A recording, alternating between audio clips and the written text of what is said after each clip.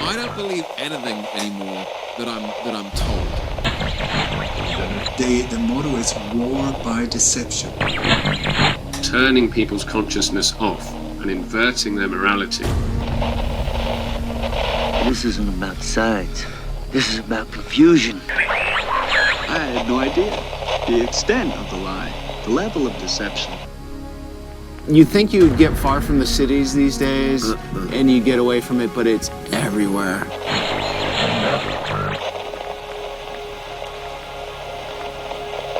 Though CIA exposure seems unlikely, standard program of denial of involvement is recommended. But what it is the whole scientific community is, the bulk of it is dedicated to maintaining the status quo. To me, it's unbelievable.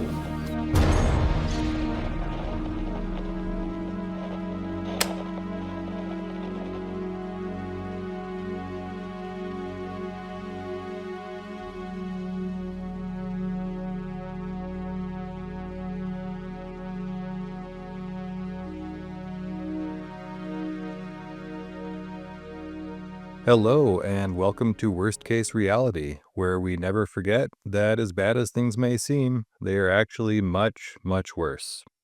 I'm your host, El Burro. Today we have some exciting news stories regarding events that may or may not have actually happened, but that are definitely misconstrued by the media in any case. Our first story is from good old Zero Hedge. Mexico stops 2 migrant caravans after Trump tariff threat. Apparently, 2 caravans, comprised of up to 4,000 people total, made it as far as Oaxaca and Chiapas before Mexican authorities rerouted them to other cities in Mexico. The story doesn't say if they will be sent back to their home countries, just that their migratory status will be reviewed. Let's remember that these caravans were organized by American money from NGOs, such as George Soros' Open Society foundations. It's hard to imagine that this would be allowed if our intelligence services weren't fully on board, and in fact, it's more likely that the NGOs are CIA fronts as opposed to any organic outpouring of charity. The economic conditions that lead people to abandon their homes are also a creation of the CIA and manipulations by our banking elite. Poor people from around Latin America are promised free passage, including meals and lodging, as well as public benefits when they arrive in the U.S. As with all these ostensibly major issues that the media won't shut up about, this migration issue has one simple solution. Stop paying people to travel to the U.S. and stop paying them after they get here. These people are poor, not stupid. They will stay home if they know nothing better is waiting for them up north. Our second story is from Luis Cornelio at Headline USA and is titled, "The End of Fake News? MSNBC Hits New Low in Ratings." The new low is when MSNBC reached 38,000 viewers on November 6th, which was a low not seen since 2004. What the story doesn't say is that while ratings were very low that day, for the rest of November they held around their recent average of about 765,000 viewers. This is better than CNN at 445,000, but much lower than Fox News at over 1.8 million. NBC, ABC, and CBS are all above Fox with 2.9 million, 3.1 million, and 6.3 million viewers respectively. There's a mainstream narrative about the MSM dying, which it undoubtedly is. But the narrative seems to be about how internet-based media, and especially social media platforms, like the platform formerly known as Twitter, are supplanting the dinosaur media because they are better and more accurate. Are they really? Is it not the case that the banks, which control all media outlets, are gradually pulling the plug on the MSM and placing their financial support behind the new media platforms? With old media, they could only push narratives via 3 national outlets. Now they can push personalized propaganda narratives to manipulate each individual user. Is that better for you, or better for the media controllers? We know the elites have been talking about reestablishing trust in the media for the past couple of years. A lot of people think they're referring to just the traditional MSM, and they're saying, "Nuh-uh, we're never going back to the MSM," which is true, of course. But are we sure they don't mean reestablishing trust in media in general? Tucker Carlson leaving Fox has done wonders for his credibility, but can we really believe he's out there just talking from the heart, with no influence from the same old media financiers? The alternative media is flooded with the same people and money and narratives as the traditional media, and just because we see it on X or on BitChute doesn't mean it's trustworthy. Now, more than ever, it's essential to use our own discernment when assessing the news, and we can't trust any story just because it comes from an alternative source. Our third story is titled Pakistan, Slow Motion Train Wreck. This one is from Eric Margolis via ericmargolis.com. Eric talks about how despite having lots of smart people and natural resources, Pakistan is an economic basket case where only the military operates in a semi-competent way. He mentions that Imran Khan, the democratically elected and extremely popular former prime minister, was thrown in jail on trumped-up charges because the U.S. doesn't like his policies. Pakistan joins countries such as Morocco, Tunisia, Egypt, Jordan, Oman, Iraq, and Saudi Arabia, not to mention most of Africa and Latin America, in having their authoritarian regime propped up by America's military intelligence establishment.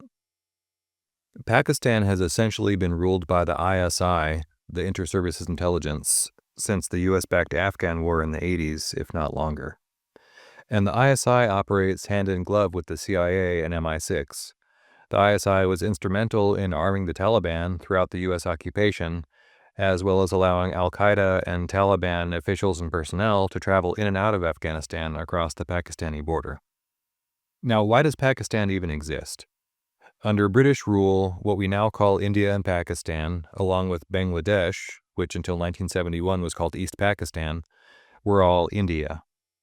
Military units from the former colony were instrumental in the UK's victory in World War II, and were also fundamental to India's and Pakistan's independence. In the West, we're taught about this great guy named Gandhi, who just loved peace so much and got all the Indians so peaceful that the British were forced to leave.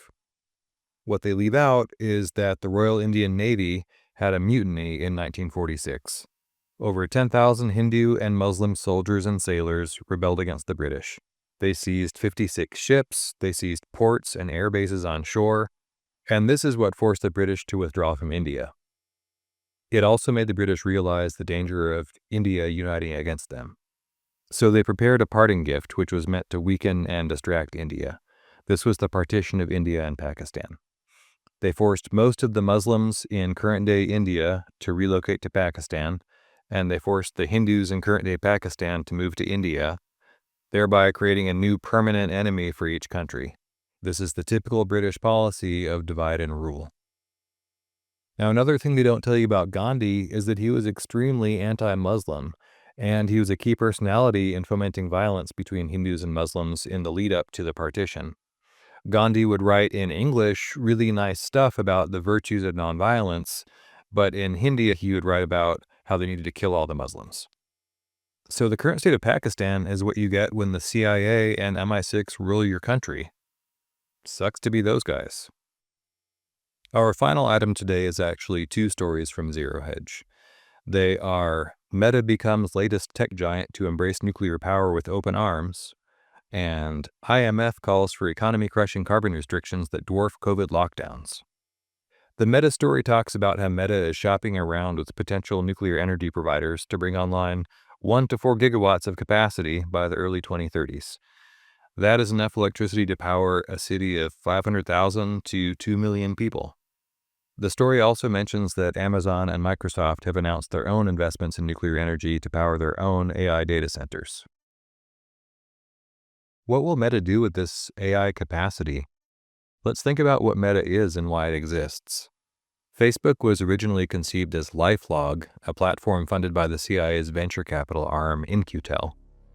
Its purpose is to analyze communications between billions of individuals and to manipulate their thoughts, feelings, and ideas through strategically filtering and promoting what information is shown to each user.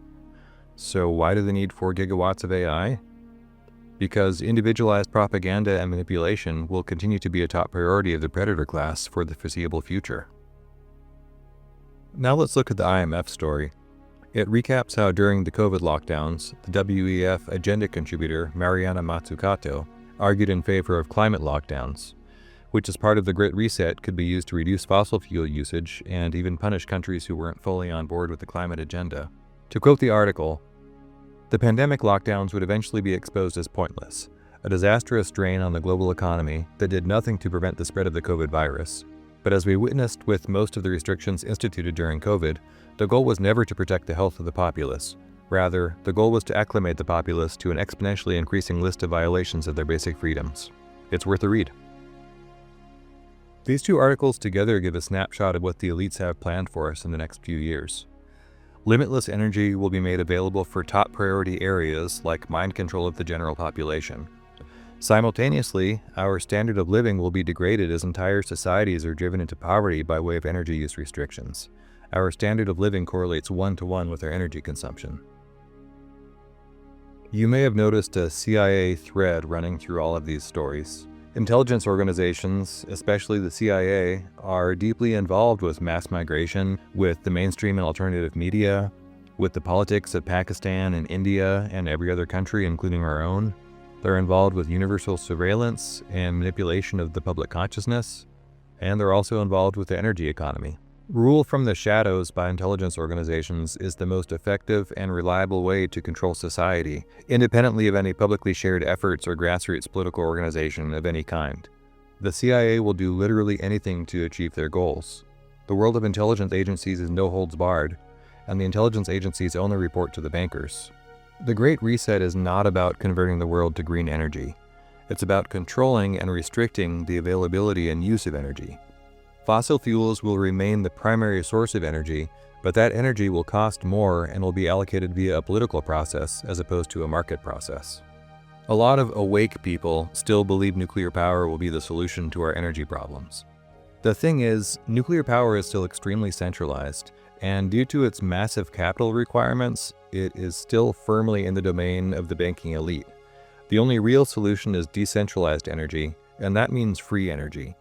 We'll talk about it more in the future, but suffice it to say, free energy is real, and it's not especially complicated by the standards of modern technology. Are you worried about energy scarcity? What about scarcity of resources?